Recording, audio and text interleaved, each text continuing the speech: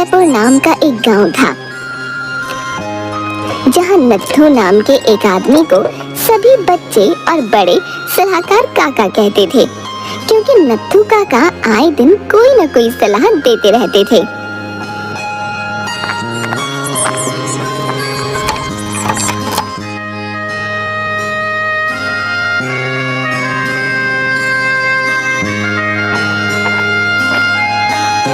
काका, आज क्या सलाह है? अब पास के मेला में एक बहुत बड़ा गांव लगा है, तुम सबको वहां जाना चाहिए। मेरा यकीन मानो, मजा आ जाएगा भैया, बता रहे हैं। हाँ। सभी बच्चे जोरों से हंसने लगते हैं। फिर नत्थू काका अपने माथे को खुजाने लगते हैं और सोच में पड़ जाते हैं कि उन्होंने ऐसा क्या कह दिया। काका का मतलब है कि पास के गांव में एक बहुत बड़ा मेला लगा है और हम सब वहां जाएंगे तो हमें भी मजा आएगा। फिर बच्चों के साथ साथ नत्थू काका भी हंसने लगते हैं। हाँ चलो दोस्तों, हम मेले में चलते हैं, बहुत मजा आएगा। बंटी को भी साथ ले लेंगे। सभी बच्चे पास के गांव में मेला देखने चले जाते हैं। गांव के सरपंच शमशेर नत्थू काका के पास आते हैं। नत्थू काका, जरा हमें भी सलाह दे दीजिए। दरअसल उस पीपल के पेड़ के होने से सभी इस गांव में आने से डर रहे हैं। तो लोगों के पेड़ से डर काट दो, ताकि डर के मन से भूत निकल जाए। माफ करना, मेरा मतलब है कि गांव से ये पेड़ ही काट दो, ताकि लोगों के मन से भूत का डर निकल जाए। पर इस भूतिया पेड़ से तो सब बहुत डरते हैं, इसे काटेगा कौन भला? मैं काटूंगा। इस उम्र में आप पेड़ काटेंगे? कहीं आप मजाक तो नहीं कर रहे? तुम्हें पता नहीं है, लेकिन मुझ में अब भी बहुत ताकत है बच्चू। तो फिर चलिए। नत्थू काका शमशेर के पीछे पीछे बड़ी सी आरी लेकर चल देते हैं।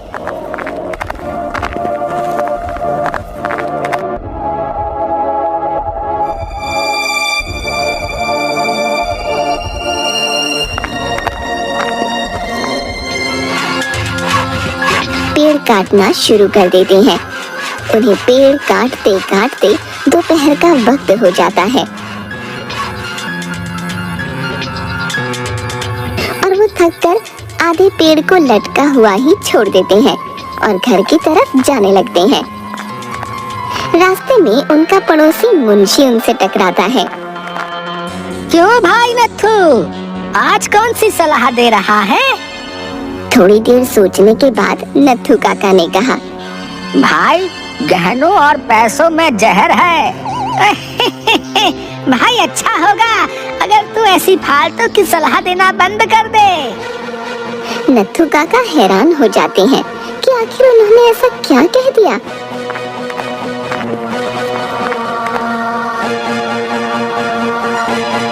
नत्थू काका ये बात जाकर आसपास के लोगों को बताने की कोशिश करते हैं। सभी गांव वाले उनका मजाक उड़ाने लगते हैं। लगता है नत्थू काका पागल हो गए हैं। जब देखो तब आधी अधूरी और अजीब सी सलाह देते रहते हैं। नत्थू काका अपने घर पहुंचते हैं।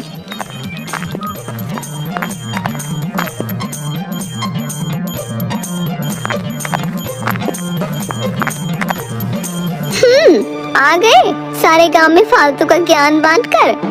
अब तो हो गया होगा ना तुम्हारा जी हल्का। सारे दिन ये फर्जी काम करते रहते हो। कितनी बार कहा है कि 2 पैसों का जुगाड़ कर लो, पर नहीं, वो तो तुमसे होने से रहा। इंसान थका हारा घर में आया है और तुम खाने के बजाय ताने खिला रही हो। तो और क्या खिलाऊं? सारे पैसे तो तुमने अपनी जुए की लत में उड़ा दिए। इतना ही है तो तुम कुछ क्यों नहीं कर लेती? हाँ, अब यही रह गया है बस। घर का काम भी करो और बाहर का भी। सच कह रही हूँ, अगर तुम अपने इस निठल्लेपन से बाज नहीं आए तो सब कुछ छोड़ छाड़ के अपने मायके चली जाऊंगी। हाँ, चली जाओ, तुम्हारे मायके में कौन सा कुबेर का खजाना है? नत्थू काका और उनकी पत्नी निर्मला में हमेशा कहा सुनी होती रहती थी। निर्मला जब तब नत्थू काका को निठल्ला होने का ताना देती रहती थी। नत्थू काका भी अब रोज की इस लड़ाई से तंग आ चुके थे।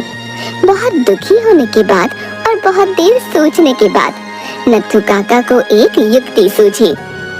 ये दोपहर का वक्त है, सभी औरतें अपने अपने घरों में सो रही होंगी। ये अच्छा मौका है, मुझे सभी के घरों से कीमती जेवरात और पैसे चुरा लेने चाहिए। नत्थू काका दोपहर के वक्त गांव के सभी घरों से गहने जेवरात चुरा कर ले आते हैं और आधे कटे पीपल के पेड़ के पास एक बड़ा सा गड्ढा खोदकर उसमें दबा देते हैं। यहाँ तो किसी को शक होने से रहा, कल सुबह सुबह इन्हें यहाँ से ले जाऊंगा। सबको तो लगता है कि यहाँ कोई भूत है, तो यहाँ कोई आने भी नहीं वाला। पता नहीं नत्थू काका के मन में क्या चल रहा था, पर उन्होंने वो सभी चीजें छुपा दी थीं।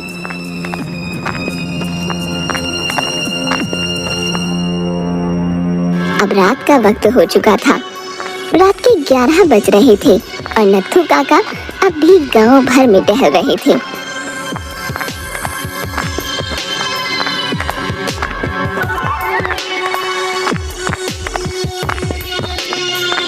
क्यों, अब ये सलाहकार के साथ साथ तुम्हें चौकीदार भी बनना है क्या?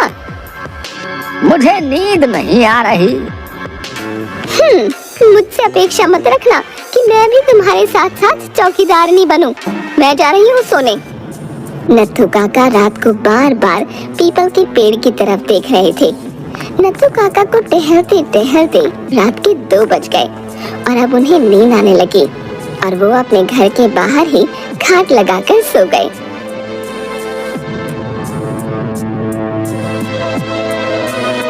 अगले दिन जब गांव में सबकी आंख खुली तो सभी का सिर भारी लग रहा था और सभी ने गौर किया कि उन सभी के घरों में चोरी हुई है। पूरे गांव में चोरी का शोर मच चुका था।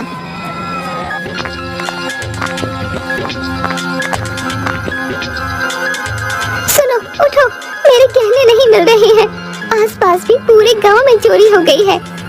सभी गांव वाले घबरा जाते हैं।